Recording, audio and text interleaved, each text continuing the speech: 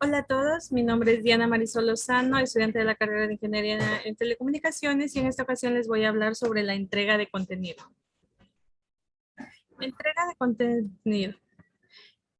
Al principio Internet solo servía como canal de comunicación al igual que la red telefónica. Las personas han usado el correo electrónico para comunicarse entre sí durante mucho tiempo y ahora también usan video y sobre voz IP. Muchas personas usan la web para buscar información y hay una enorme actividad de compartición de archivos de igual a igual, impulsada por el acceso a la compartición de archivos, películas y música. Como la tarea de distribuir contenido es distinta a la de comunicación, los requerimientos impuestos sobre la red son distintos. YouTube es un claro ejemplo, puesto que permite a los usuarios compartir videos sobre su creación sobre cualquier tema concebible. Se estima que YouTube es responsable de un 10% del tráfico de Internet en la actualidad. También recalquemos que las técnicas que utilizamos para la distribución de contenido se han desarrollado a través del tiempo. Para reducir los retardos, los investigadores han desarrollado distintas arquitecturas para usar el ancho de banda para distribuir contenido. Una de estas arquitecturas es la CDN o la red de distribución de contenido, que consta de un proveedor, establece una colección distribuida de máquinas en ubicaciones dentro de Internet y las utiliza para servir contenido a los clientes. Una arquitectura alternativa es la red P2P o peer-to-peer, que en español igual, que es una colección de computadoras que reservan sus recursos para servir a contenidos unas a otras sin servidores aprovisionados por separado y sin un punto central de control. Contenido y tráfico de Internet. Para diseñar y gestionar redes que funcionen bien, necesitamos comprender el tráfico que quiere transportar. Solo hay dos factores de los tráficos de Internet que es esencial conocer.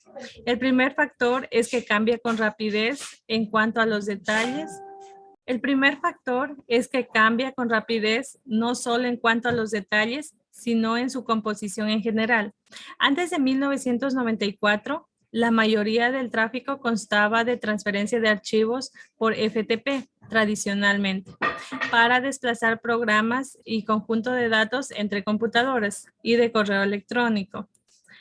Después llegó la web y esta creció en forma exponencial. El tráfico web solo dejó atrás el tráfico FTP y el correo electrónico por ahí en el año 2000. A partir de este año empezó a hacerse notar la compartición de archivos peer-to-peer o P2P, primero para la música y después para las películas. El tráfico de voz sobre IP presiona la red de otra forma que es sensible y es, dicho, sensible a la latencia.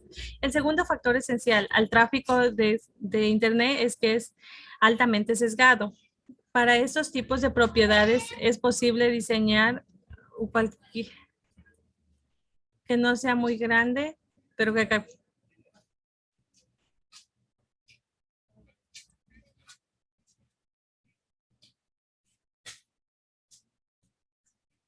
durante mucho tiempo se ha sabido que existe una pequeña cantidad de sitios web con tráfico masivo y una gran cantidad de sitios web con tráfico mucho menor. Esta característica se ha vuelto parte del lenguaje de las redes. Dadas las diversas formas de contenido que tienen distribuciones de la ley de SID o la distribución de potencia, se parece ser que es fundamental que los sitios web parecen a ser iguales a los SID. Esto a su vez significa que a un sitio en su promedio no es una representación útil, puesto que los sitios se representan mejor como populares y no populares. Ambos tipos de sitios son importantes. Sin duda, los sitios populares importan porque algunos sitios populares pueden ser responsables de algunos tráficos de Internet. Lo sorprendente puede ser que los sitios no populares también son importantes, puesto que esto se debe a que la cantidad total de tráfico dirigido a los sitios no populares puede llegar a constituir un conjunto o una gran parte del tráfico en general. Son comunes las curvas que muestran decadencia, en especial la situación en que la tasa de decadencia es proporcional a la cantidad del material restante. Podemos decir como los átomos reactivos o de activos. Y estas exhiben una decadencia muy exponencial. Y estas decrecen mucho más rápido que la ley de Zipf. La diferencia entre la decadencia exponencial y la ley de Zipf es que la primera es seguro ignorar la total de la cola, es considerable y no se puede ignorar. Para trabajar de manera efectiva en este mundo sesgado, se debe ser capaz de construir ambos tiempos de sitios, tanto en los no populares son fáciles de manejar y tanto los populares que son más complicados. Para trabajar de manera efectiva en este mundo sesgado, debemos ser capaces de construir ambos tipos de sitios web. Los sitios no populares son fáciles de manejar mediante el uso del DNS. Muchos sitios distintos en realidad apuntan a la misma computadora en Internet que opera todos estos sitios. Hablando sobre granjas de servidores y proxies web. Los diseños web que hemos visto hasta ahora tienen una sola máquina servidor que se comunica con varias máquinas cliente. Para crear grandes sitios web que tengan un buen desempeño, podemos agilizar el procesamiento, ya sea en el lado servidor o en el lado cliente. En el lado servidor se pueden crear servidores web más poderosos con una granja de servidores en donde un clúster de computadoras actúa como un solo servidor. Es decir, en el lado cliente se puede lograr un mejor desempeño con mejores técnicas de almacenamiento en caché. Sin embargo, cabe mencionar que ninguna técnica es suficiente para crear los sitios web más grandes. Granjas de servidores. Sin importar cuánto ancho de banda tenga una máquina, solo puede atender todas las solicitudes web que le lleguen antes de que la carga sea demasiado grande. La solución en este caso es usar de una computadora para crear un servidor web. Esto nos lleva al modelo de granja de servidores. La dificultad con este modelo aparentemente sencillo es que el conjunto de computadoras que conforman la granja de servidores debe parecer un solo sitio web lógico para los clientes. Si no es así, entonces solo hemos establecido distintos sitios web que operan en paralelo. Hay varias soluciones posibles para hacer que el conjunto de servidores parezca ser un sitio web. Una solución es usar DNS para dispersar las solicitudes entre los servidores en la granja. Cuando se hace una solicitud de DNS para un URL del sitio web, el servidor DNS devuelve una lista rotativa de las direcciones IP de los servidores. Cada cliente prueba una dirección IP, por lo general, la primera de la lista. El efecto es que los distintos clientes se contacten con diferentes servidores para acceder al mismo sitio web como se tenía planeado. El método del DNS está en el núcleo de las redes CDN, por lo que volveremos a analizarlo más tarde. El método DNS está en el núcleo de las redes CDN. Las otras soluciones se basan en un front-end, que esparce las solicitudes entrantes a través de la reserva de servidores en la granja de servidores. Por lo general, front-end es un switch de capa de enlace o un enrutador IP. Una solicitud web y una respuesta se transportan como una conexión TCP para funcionar de manera correcta. El front-end debe distribuir todos los paquetes de una solicitud al mismo servidor. Un diseño simple es que el front-end difunda todas las solicitudes entrantes a todos los servidores. Cada servidor responde solo a una fracción de las solicitudes mediante un acuerdo previo. Otros paquetes se descartan, aunque esto es un desperdicio de ancho de banda entrante, con frecuencia las respuestas son mucho más largas que la solicitud, por lo que no es tan ineficiente como suena. En un diseño más general, el front-end puede inspeccionar los encabezados IP, TCP y HTTP de los paquetes y asociarlos de manera arbitraria a un servidor. A esta asociación se le denomina política de balanceo de carga, ya que el objetivo es balancear la carga de trabajo entre los servidores. Esta política puede ser simple o compleja. Por ejemplo, una dirección IP puede representar toda una empresa y realizar muchas solicitudes. La razón de analizar los encabezados HTTP es algo distinta. Muchas interacciones web acceden a las bases de datos y las actualizan, como cuando un cliente busca una compra más reciente. El servidor que cubra esta solicitud tendrá que consultar a la base de datos de backend. Es conveniente dirigir las solicitudes posteriores que provengan del mismo usuario al mismo servidor, ya que éste contendrá de antemano información en su cachet sobre este usuario. La manera más simple de hacer que ocurra esto es mediante el uso de cookies de web e inspeccionar los encabezados de HTTP para encontrar estas cookies. Ahora bien, hablando sobre proxies de web. Las solicitudes y respuestas web se envían mediante HTTP, pero el navegador utiliza varios campos de encabezado y reglas para determinar si una copia en caché de una página web sigue siendo actual. El almacenamiento en caché mejora el desempeño al acortar el tiempo de respuesta y reducir la carga de la red. Si el navegador puede determinar que una página en caché es actual por sí solo, se puede obtener la página de la caché de inmediato sin ningún tráfico en la red. Una estrategia para aumentar la efectividad de los cachets es compartir el cachet entre varios usuarios. Cuando se utiliza una proxy, la configuración típica es que una organización opere un proxy de web para todos sus usuarios.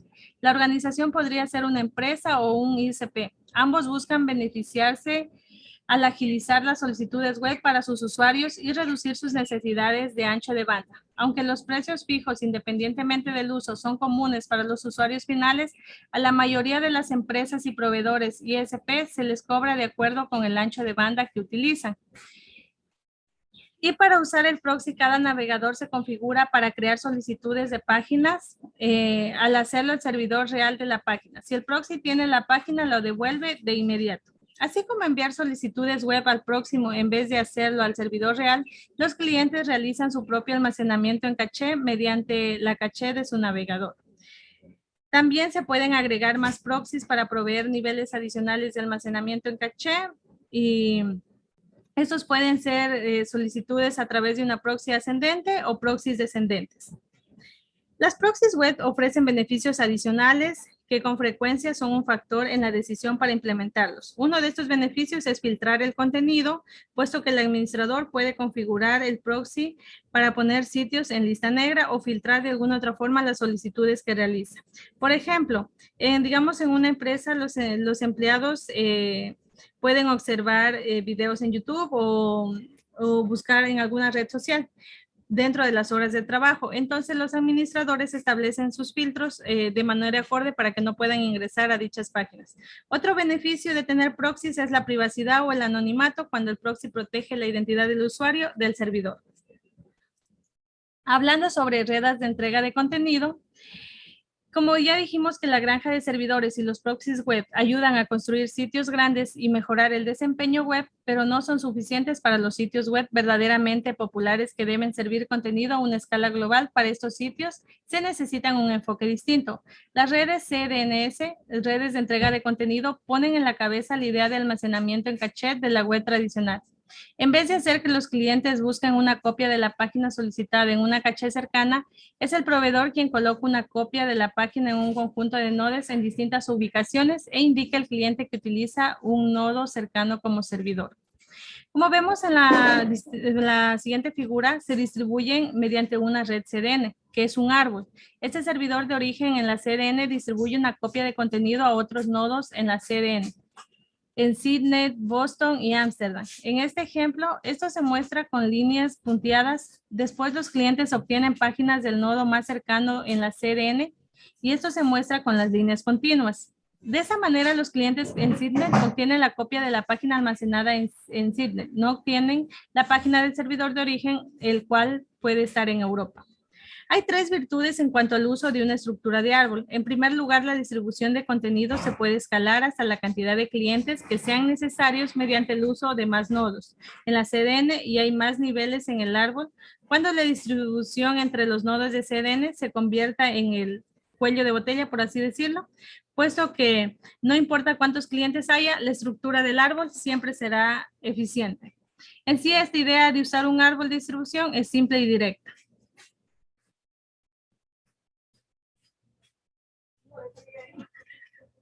Esta estrategia es perfectamente legal de acuerdo con la semántica del DNS. Anteriormente vimos que los servidores de nombres pueden devolver listas cambiantes de direcciones IP. Las redes CDN usan un mapa que calculan previamente para realizar las traducciones entre la dirección IP de un cliente y su ubicación en la red. El nodo de la CDN que se selecciona podría ser el de la distancia entre más corta en línea recta o tal vez no.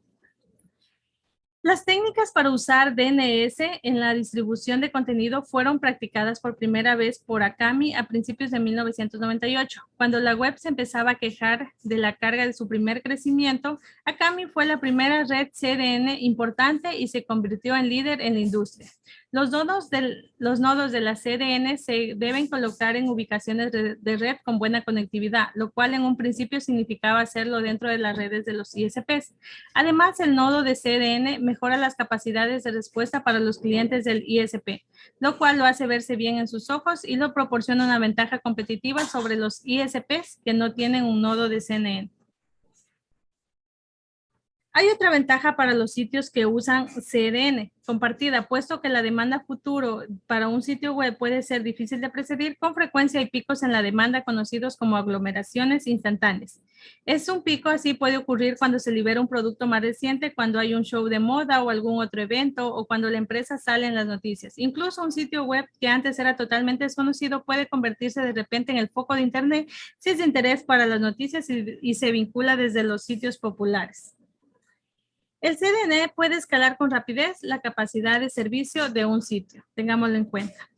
Ahora bien, hablando de las redes de igual a igual, no todos pueden establecer un CDN con 1000 nodos en ubicaciones en todo el mundo para distribuir su contenido. Sin embargo, el proceso de establecer una CDN apenas empieza cuando se obtienen los nodos. Por suerte, hay una alternativa que es simple para usar y puede distribuir una enorme cantidad de contenido. Nos referimos a la red peer-to-peer o P2P igual a igual. Las redes peer-to-peer empezaron a funcionar a partir de 1999. La primera aplicación extendida fue para el crimen en masa, que fue muy conocido, de 50 millones de usuarios de Napster. Intercambiaban canciones protegidas por derechos del autor sin el permiso de los propietarios de esos derechos, hasta que la corte cerró Napster en medio de una gran controversia. Sin embargo, la tecnología de igual a igual tiene muchos interesantes y legales. En la actualidad, BitTorrent es el protocolo peer-to-peer más popular. Se usa tanto para convertir videos, al igual que otros tipos de contenidos, y que es responsable de una gran parte de todo el tráfico de Internet. La idea básica de una red de compartición de archivos peer-to-peer es que muchas computadoras se conecten entre sí y reserven sus recursos para formar un sistema de distribución de contenido. A las computadoras se las llama iguales debido a que cada una de ellas puede actuar de manera alternativa como cliente para otro igual y obtener su contenido, y como servidor para proveer contenidos a otros iguales. Lo que hace interesantes a los sistemas de igual a igual es que no hay una infraestructura dedicada, a diferencia de una CDN. Todas participan en la tarea de distribuir contenido y a menudo no hay un punto central de control. Hay otro punto, otra razón por las que las redes peer-to-peer son importantes, es que la operación central pone a los proveedores en la posición de tener un tesoro de información personal sobre muchos usuarios, desde su preferencia de navegación y dónde compran las personas en línea, hasta sus ubicaciones y direcciones de correo. A diferencia que en los sistemas peer-to-peer no puede haber un solo proveedor que sea capaz de monitorear todo el sistema completo. Esto no necesariamente significa que los sistemas peer-to-peer proveen privacidad, ya que los usuarios confían entre sí hasta cierto grado.